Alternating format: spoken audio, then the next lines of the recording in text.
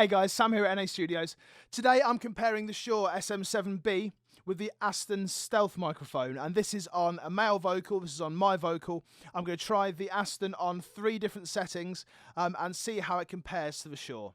Now, disclaimer, there's something weird going on here. The Stealth doesn't seem to be able to handle my voice. I've got quite a loud voice when I'm singing this metal stuff. But even so, it shouldn't distort as much as it has done. We can still hear the tone of the different settings, but I don't know, it's weird. Have a listen, see what you think. As always, subscribe to the channel, make sure you like to check out what we got coming up next. Right then, so here I've got the Vox Stealth V1, V2 and D. So the V1 is kind of billed as the male vocal sound, V2 is the female, and D is the dark. There's also the guitar sound. I didn't bother with that one for this. And then we've got the SM7B. Now, what you'll notice is on these regions, if I go into the inspector, I've got no gain up or down on these. The reason that's important is because when you hear this distortion, the kind of immediate thought is, oh, well, it's been distorting at the preamp, and then he's just turned it down so it doesn't look like it's distorting. I haven't touched these. This is just exactly what it sounds like. Let's have a listen to the Vox Stealth V1 in isolation. Don't hate yourself away. So that's in the track. Let's have a listen to it purely on its own. Hey, don't hate yourself away. You want a piece of the action, but none of the grafting weight. Now, I've got quite a powerful voice, but that's distorting. That's a capsule distortion there. It sounds like I've got some sort of real saturation on there or something crazy. I haven't. I've just got a compressor. Have a listen to it and just watch this compressor. Hey, don't hate yourself away. You want a piece of the action, but none of the grafting weight. It's just distorting. I'm not entirely sure what it is. But regardless of that, we can hear that it's got kind of a relatively bright tone. If we listen to that in comparison to the Shure SM7B, don't hate yourself away. Okay, so let's listen to these two separately then. So if we separate this one, and then I'm just going to mute this one, and then mute this one. So we're going to go from one to the other. Starting off with the Shure. Hey, don't hate yourself away. Sounds good. You want a piece of the action, but none of the grafting weight. So there are similarities, there are differences. They've both got that kind of chunk to them. I feel like the Stealth is maybe a little bit girthier, and the Shure has potentially got a little bit more top end there. Let's have a listen to the other Stealth microphones compared to that Shure. So first off, let's go for the V2. So Shure first, and the V2. Hey, don't hate yourself away. You want a piece of the action, but none of the grafting weight. So, aside from the distortion, quite a lot more mid-range there. Quite a lot more in the kind of high mids, which is going to be good on some voices. I compared it on another male voice, and it just didn't work whatsoever in a previous video. So I did the V1 on the voice, and then the V2 as well on a different take. And the V2 sounded awful on this person's voice. But on my voice, it actually sounds all right. It kind of lends itself. It helps my voice cut through. So let's have a listen to these two in the mix. So first off, we're going to hear... let's hear the Stealth V1 first off. And then the second line is going to be V2. Hear which one punches through the mix better. Hey, don't hate yourself away. You want a piece of the action, but none of the grafting weight. I think V2 punches through a lot better. And as I said, I've got no EQ on this. I've just got a compressor just to kind of level it out a little bit. I think that right off the bat, V2 would be a better setting for my voice, and that's the female voice setting. Let's listen to the dark one now then. So let's listen to it in comparison to the SM7. So it'll be SM7 first, and then the Stealth dark sound. Hey, don't hate yourself away. You want a piece of the action, but none of the grafting weight. It's a lot darker, isn't it? It kind of reminds me of the sound.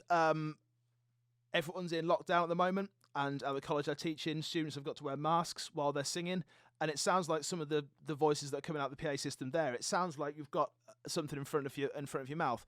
But it only sounds like that in comparison to the other one. A/B comparisons are a weird thing, aren't they? Because something might sound really good and really smooth, but if you play something really top-endy before it, you'll automatically just think it sounds dull and boring. So on its own, I think that voice, the voice through that mic, actually sounds quite good. Let's have a listen to the next line. This is the dark one again.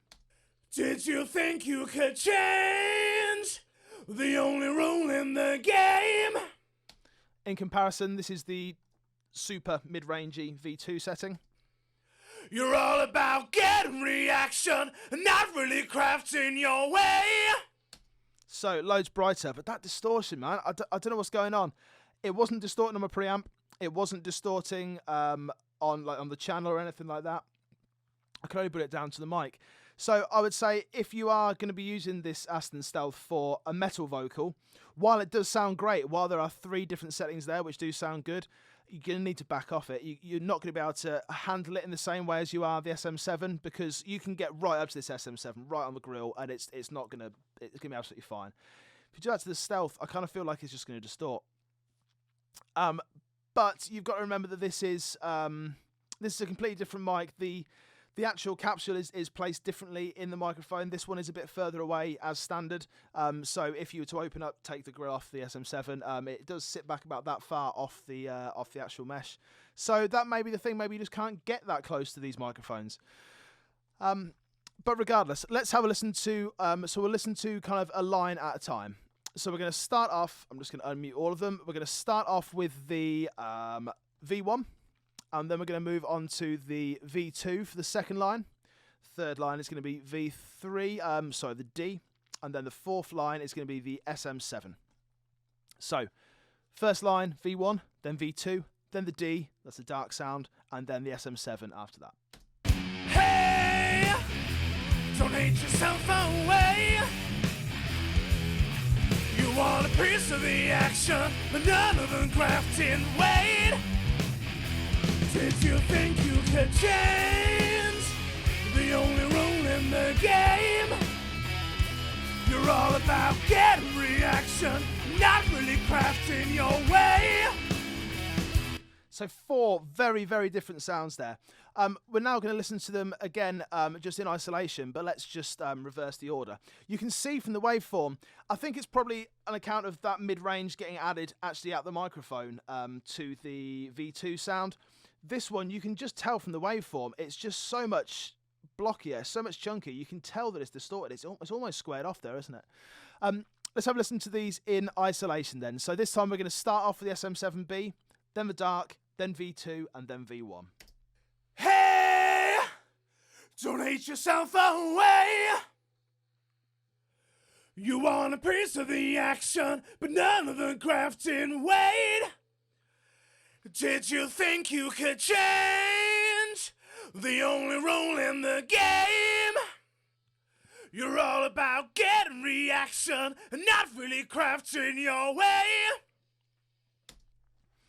So there we have it. The SM7B to me is closest to the Stealth V1 setting. They're both quite a neutral sound. I think the Stealth, if anything, has got a bit more chunk to it, but the SM7 potentially has got a little bit more top end. You'll notice in a previous video that I did, which I'll link here now, I did a comparison between the SM7 and the U87, and I noticed that the sound wasn't as different as the price tags kind of suggested.